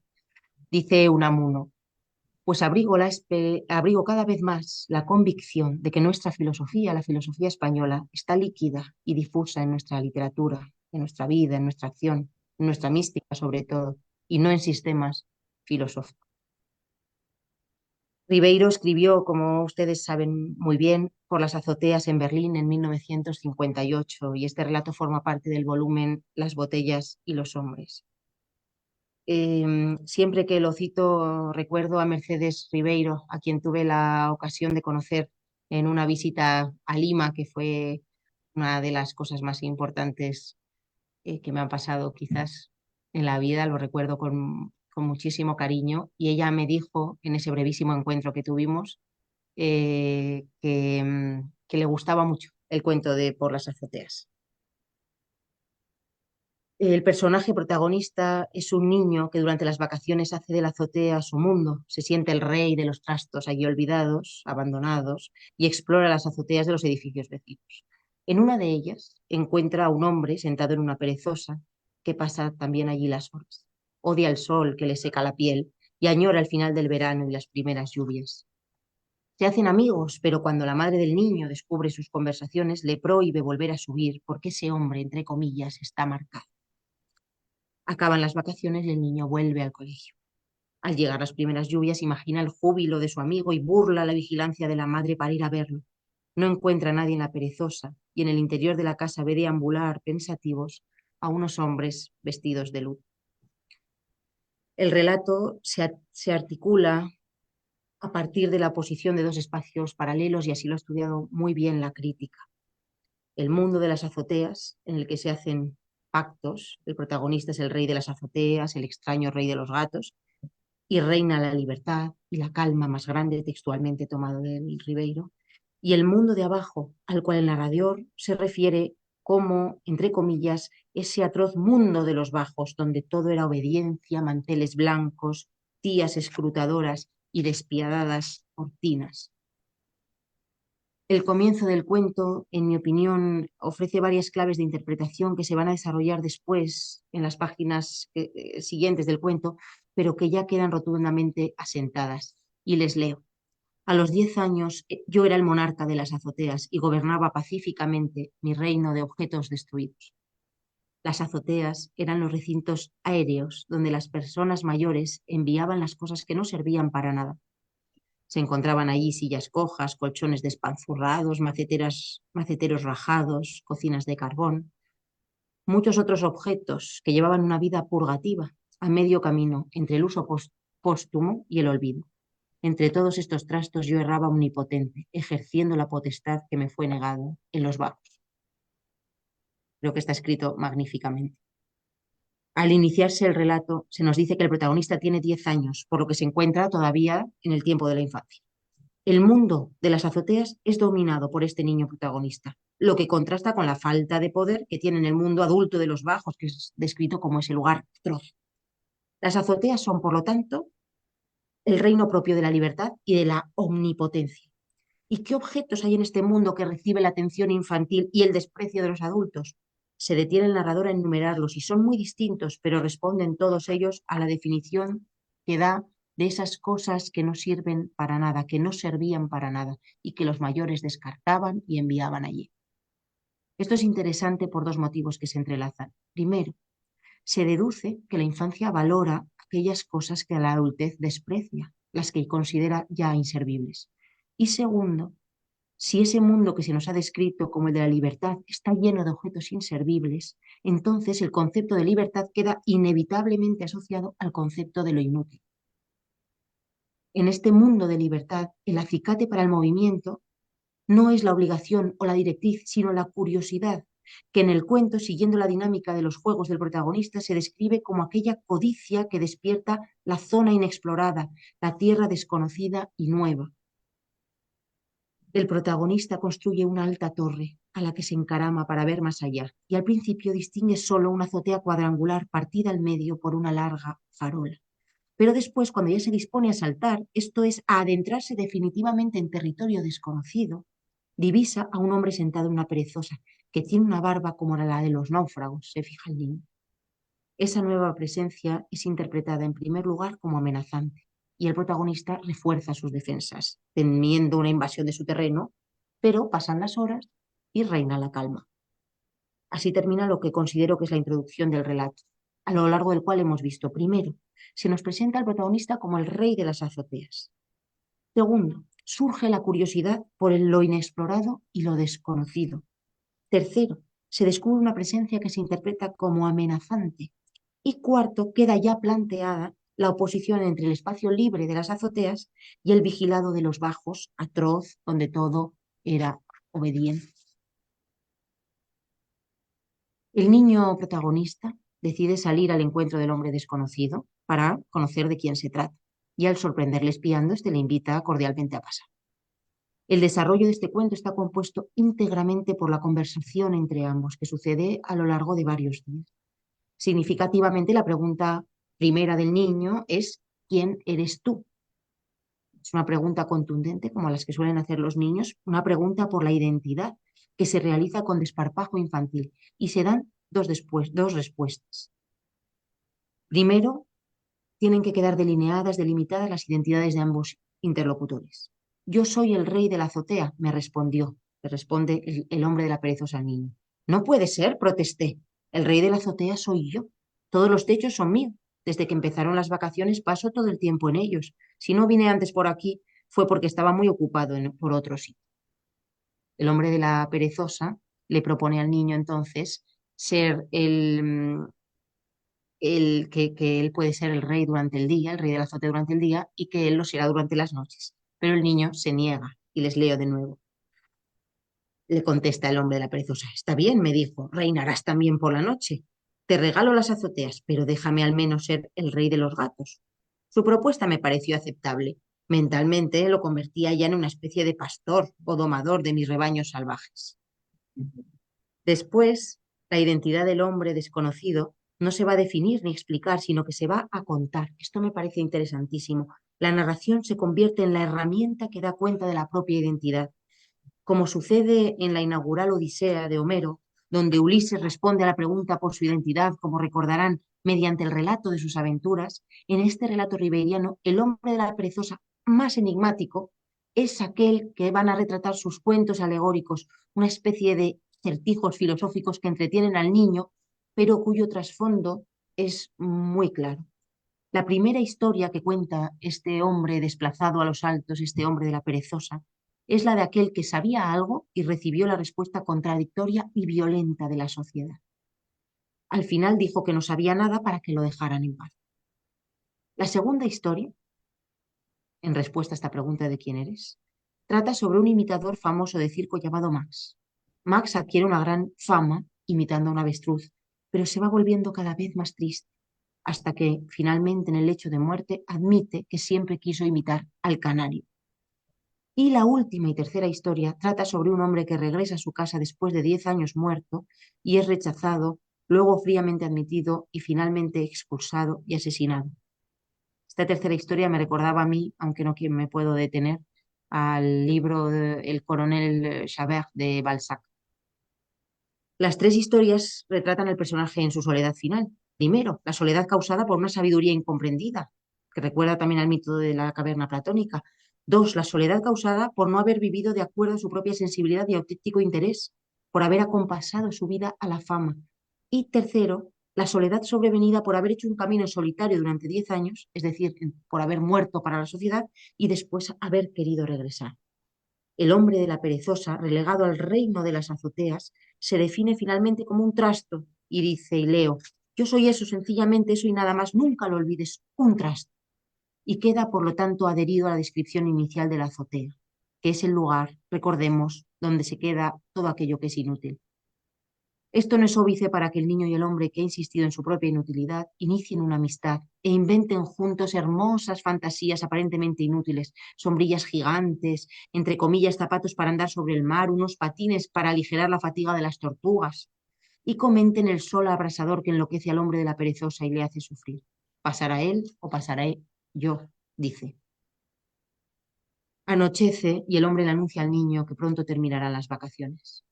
Entonces ya no vendrás a verme, pero no importa, porque ya habrán llegado las primeras lloviznas. Con esta frase creo que termina el desarrollo del cuento y se anuncia su desenlace con el verbo terminar. En la última parte del relato se repite el verbo terminar y dice, en efecto, las vacaciones terminaban y el hombre de la perezosa parece consumirse. El niño añora ya prematuramente ese largo verano que va a dejar atrás y el hombre le regala un libro para que le recuerde. Pero la madre lo descubre y le prohíbe subir a la azotea. Vigilado por ella, el niño se aburre y recuerda a su amigo. Comienzan las clases y cae la primera lluvia del otoño. Imaginando la alegría de su amigo, el niño sube a la azotea y comparecen entonces las últimas líneas del relato. Solo vi un cuadrilátero de tierra humedecida. La sillona, desarmada, reposaba contra el somier oxidado de un catre. Caminé un rato por ese reducto frío, tratando de encontrar una pista, un indicio de su antigua palpitación. Cerca de la sillona había una escupidera de loza. Por la larga farola, en cambio, subía la luz, el rumor de la vida. Asomándome a sus cristales, vi en el interior de la casa de mi amigo un corredor de losetas por donde hombres vestidos de luto circulaban pensativos. Entonces comprendí que la lluvia había llegado demasiado tarde. Este desenlace trágico que unifica los cuentos de Ribeiro y la decepción habitual de sus maravillosos personajes se liga en este final al momento de la comprensión. Fíjense que dice entonces comprendí. La última frase está separada tipográficamente. Esto le confiere una gran rotundidad y alude a la culminación de un proceso de conocimiento por parte del protagonista, que se enfrenta a la muerte del amigo, que ha tornado pensativos a los hombres de luto, quienes quizá ponen en cuestión la expulsión del hombre de la perezosa del reino de los bajos.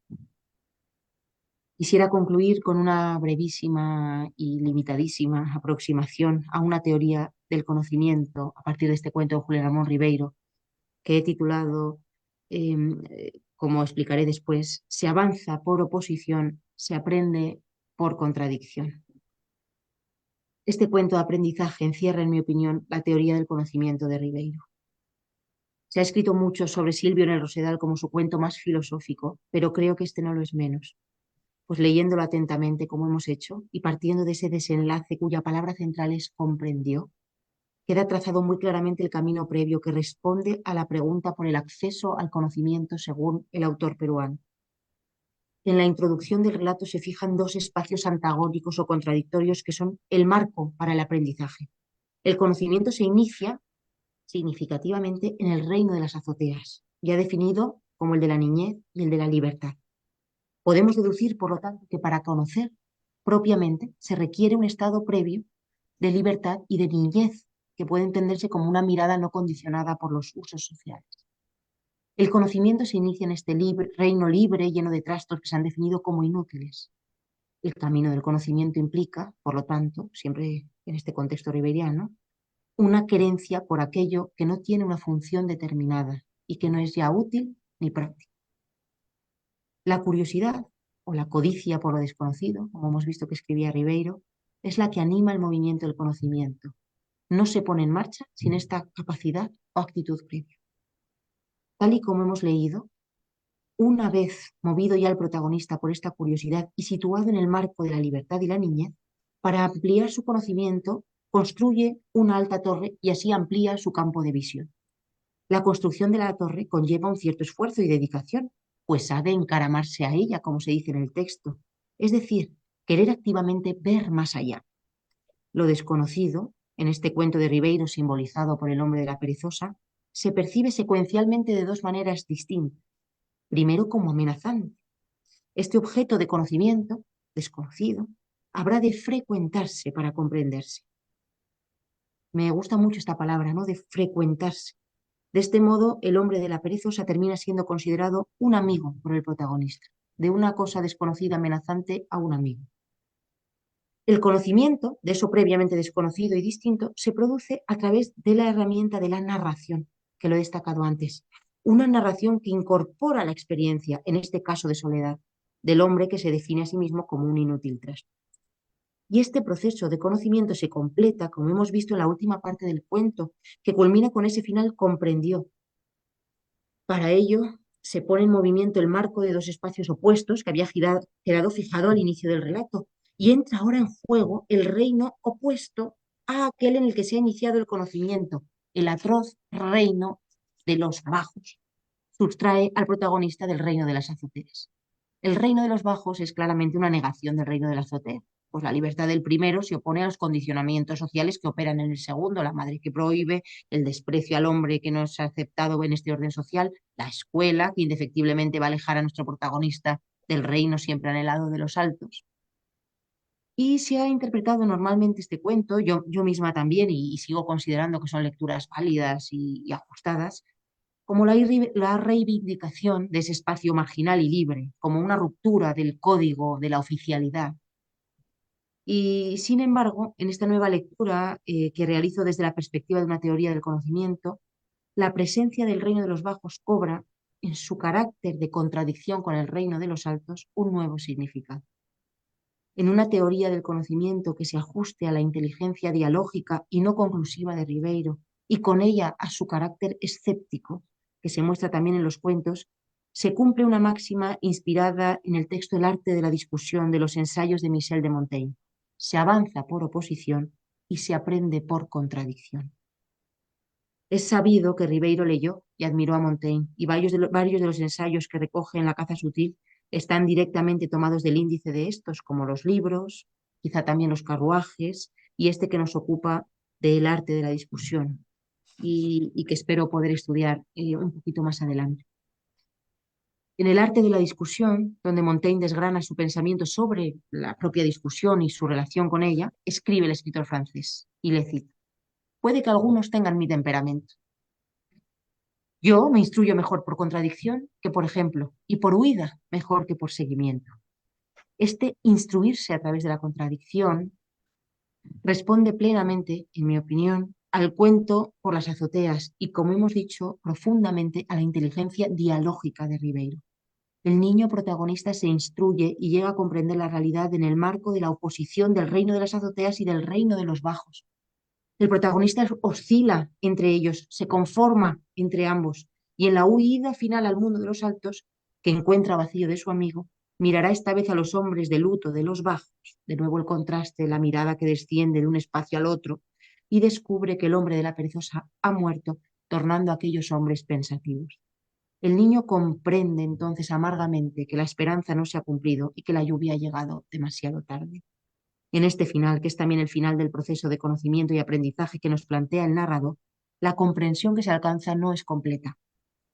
Es solo un atisbar por una ventana, una nueva y parcial constatación intelectual y afectiva del funcionamiento del mundo. Sabe más el niño en la última línea del cuento, pero no lo sabe todo ni se nos da una respuesta completa. Se muestra la complejidad del mundo, pero no se resuelve. El desengaño es elocuente. En la última línea siguen palpitando la duda y la contradicción, dos elementos que han avivado el camino del conocimiento. Muchas gracias.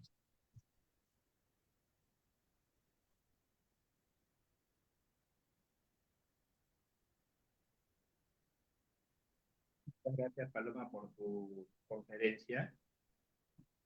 Te agradecemos, Paloma, por tu conferencia, así que tenemos unos minutos para que puedan hacer alguna pregunta o comentario. El público, yo acá seré el transmisor de las preguntas. Muchas gracias, Augusto.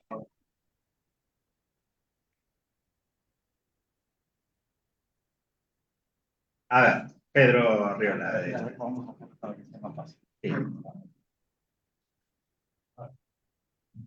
Gracias. Un saludo, Paloma, aquí tu amigo Pedro Arriola del Club Ribeiro. Un saludo, Pedro. Qué gusto. También ya face to face agradecerte ese liderazgo tuyo y el esfuerzo tremendo realizado en torno a estas primeras jornadas internacionales en Madrid, que seguimos todos con sumo interés, como también estamos ahora con tu conferencia. Y yo quería hacerte la siguiente pregunta.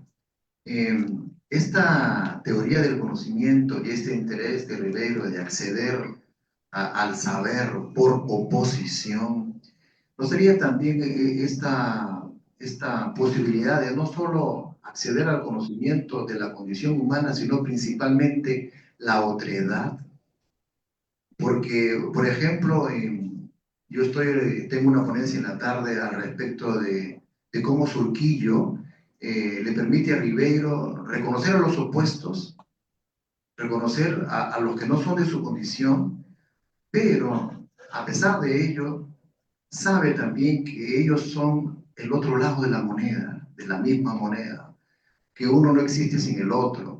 Entonces, esto de la otredad no forma parte también, el reconocimiento de la otredad no forma parte también del acceso al saber y de esa mirada, sobre todo. En Ribeiro, más que una estructura de conocimientos, es una mirada que es un poco inexplicable, ¿no? Que tiene de interés por el conocimiento, pero también mezclado con su ironía, mezclado hasta con su sarcasmo, con su humor incluso, ¿no? Entonces, ¿en qué manera, de qué forma también esta búsqueda y el reconocimiento de la otredad forma parte de su conocimiento? Gracias. Muchísimas gracias, Pedro. Un placer saludarte. Es una muy buena pregunta y sí creo que tiene relación. A mí me interesaba que, como decía, considerando que Ribeiro tiene esta inteligencia dialógica y que yo creo que la literatura precisamente permite, como tú bien decías, una convivencia entre aparentes opuestos o entre aparentes contradicciones, ¿no? Que precisamente estimulan, en mi opinión, la misma literatura. Y sí hay un conocimiento de la otredad a partir de esta contradicción. Quizá en Por las azoteas es más la oposición de espacios, pero por ejemplo pensaba, y de hecho en el artículo anoto algunos otros cuentos que me gustaría explorar en este sentido, como son Una medalla para Virginia, pero también Terra Incógnita o Un domingo cualquiera, que pensaba en este último. En Terra Incógnita hay más un conocimiento de la otredad que también somos nosotros mismos, ¿no? Quizá somos quienes somos, pero tenemos desconocidos también dentro, ¿no? Y en Un domingo cualquiera creo que también es interesante en el sentido que tú decías, hay un encuentro, ¿no?, entre dos mundos diferentes que luego van a permanecer desconectados, pero que por un momento se han encontrado, ¿no? Creo recordar que era Isolina Rodríguez Conde en un libro que tenía del 84, que era, yo pienso que era su tesis doctoral, en el que hablaba sobre cómo en los cuentos de Ribeiro, de manera fugaz, digamos, de repente la oficialidad y la marginalidad se descodificaban o se desestructuraban y se encontraban, ¿no? Para luego volver a su lugar. Hablaba antes también de color modesto, por ejemplo. Sí creo que es muy interesante, no te puedo responder mejor, pero sí me parece interesante eso que apuntas de la otredad como parte de este juego entre oposición y contradicción que ayuda al conocimiento de una realidad compleja, que también esto me interesa del carácter reflexivo de Ribeiro, que se enfrenta a la complejidad y por eso creo que es un autor denso y un autor perdurable y un autor que encierra mucho en la sencillez de su escritura, ¿no? Porque contiene esa complejidad. Ok, sí, otra pregunta acá.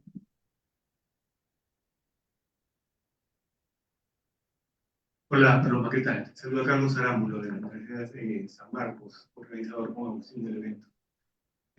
Estaba oyéndote con bastante atención y mientras ibas desarrollando tu explicación de la teoría del conocimiento en este cuento, estaba preguntándome si no se podía expandir en general como un mecanismo de la poética ribeiriana. ¿Por qué? Porque en muchos relatos lo que sucede finalmente es una especie de iluminación en sentido negativo al contrastar el mundo pragmático, el mundo real, funcional, de la gente que logra hacer lo que quiere, versus estos personajes que aparecen como infantilizados, cándidos. En ese sentido, estos niños que de pronto chocan con la realidad son una especie de cifra de estos adultos de Ribeiro que pienso en Una aventura nocturna, Confesiones de un cabo de guardia, ¿no? Y terminan aprendiendo, terminan conociendo y también el mecanismo sigue siendo el de la contradicción. ¿Encuentras que esto es expandible a toda la poética ribeirana en general?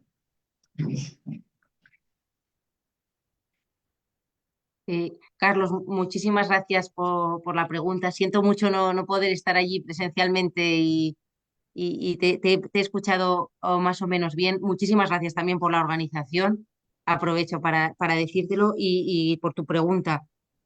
Pues estoy un poco en ello. Me he hecho la misma pregunta y como te decía, aquí anoto al pie de página lo que solemos decir de ojalá para futuras investigaciones. Sí creo que puede ser una dinámica que esté en el fondo de que sea, como dices tú, aplicable a una generalidad. Espero que así sea y que lo podamos comentar. Más preguntas. Hola Paloma, soy Gonzalo de la Fuente Ribeiro, hijo de Mercedes. Y solamente para agradecerte hayas retraído esa mención a mi mamá, hermana mayor de Julio Ramón, que es tal cual. A mi mamá el cuento que más le gustaba era Por las azoteas.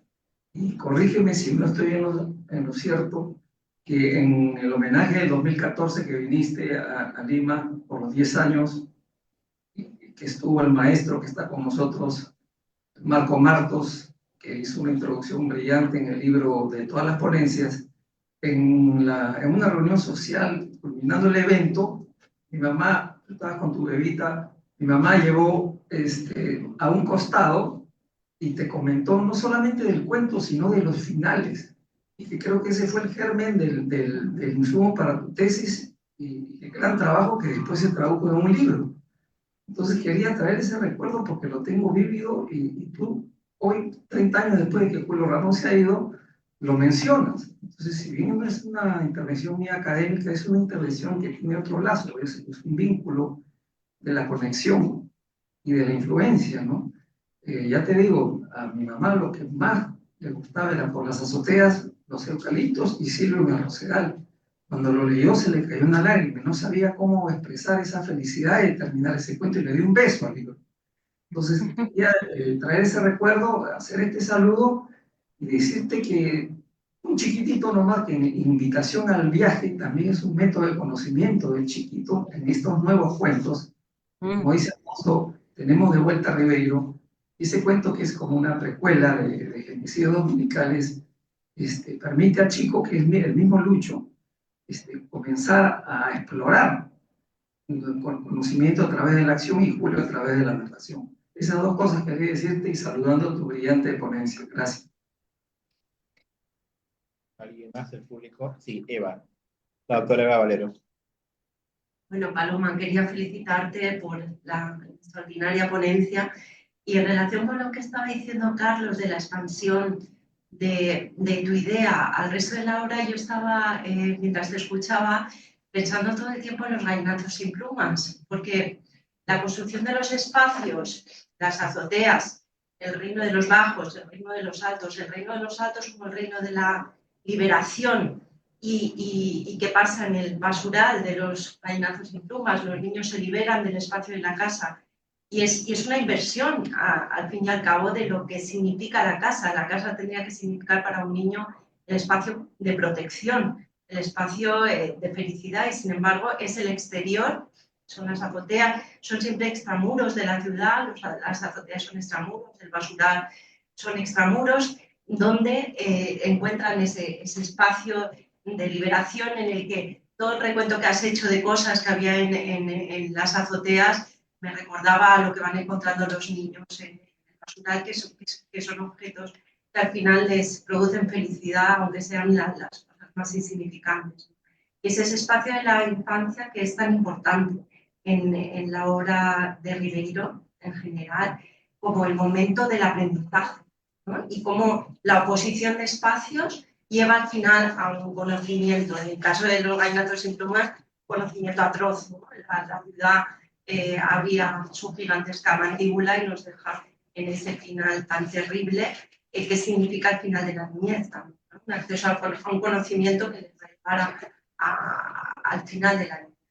Y por tanto creo que podemos pensar muy bien en la idea que ha lanzado Carlos de la expansión de, bueno, tú lo has trabajado también en tu tesis, como hay los conductores en la obra de Ribeiro, los finales, todos los elementos que tienen en común, que tuviste en tu tesis, en la que tuve la suerte de estar, y cómo después vamos identificando toda una serie de ejes que se van repitiendo a lo largo de toda la obra con diferentes modulaciones. Simplemente era comentarte lo que me ha sugerido tu ponencia y después el comentario de Carlos y felicitarte por ese artículo tan bueno que has publicado en el libro de César Ferreira y por esa investigación que sé que vas a seguir. ¿Alguna pregunta más? Ya para ir.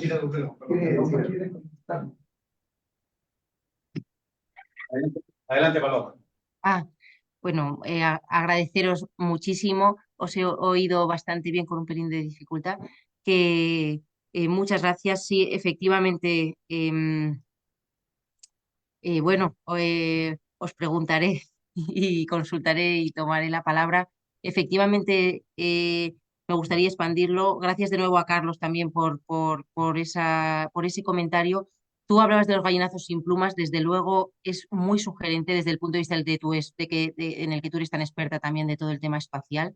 Hablaba también Carlos en la pregunta anterior del tema de una aventura nocturna, creo que ha citado, ¿verdad?, en su intervención, que también es interesante desde ese punto de vista del espacio, en el que el protagonista Arístides, creo que dice Ribeiro que hoya una tierra virgen, ¿no?, que se va a otro barrio y entonces ahí también hay una oposición y también entre el protagonista y toda la sociedad, el niño. Bueno, recojo con muchísimo interés estos comentarios y los agradezco muchísimo. Intentaré que no caigan en saco roto. Y a Gonzalo agradecerle mucho también su comentario y recuerdo a Mercedes. Así fue. Eh, de hecho, en el artículo la nombro y también en mi tesis, porque fue muy importante esa brevísima conversación con ella en mitad de muchísima gente.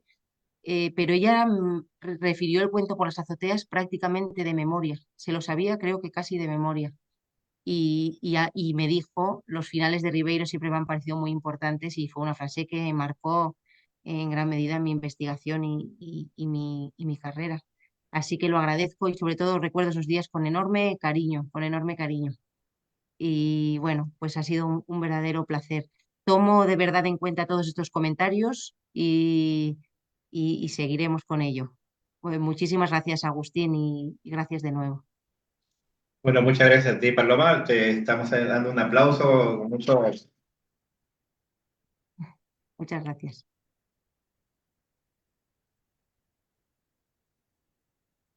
Bueno, con la segunda plenaria vamos a tener un proceso de 2 horas para que podamos almorzar. Regresamos a las 3 para continuar con la conferencia de la doctora Eva Valero. Y agradecer también la presencia del comité organizador, el comité académico que se encuentra acá, el doctor Marco Marlos y el doctor Alonso Cueto. Así que nos vemos a las 3 de la tarde. Muchas gracias con todos.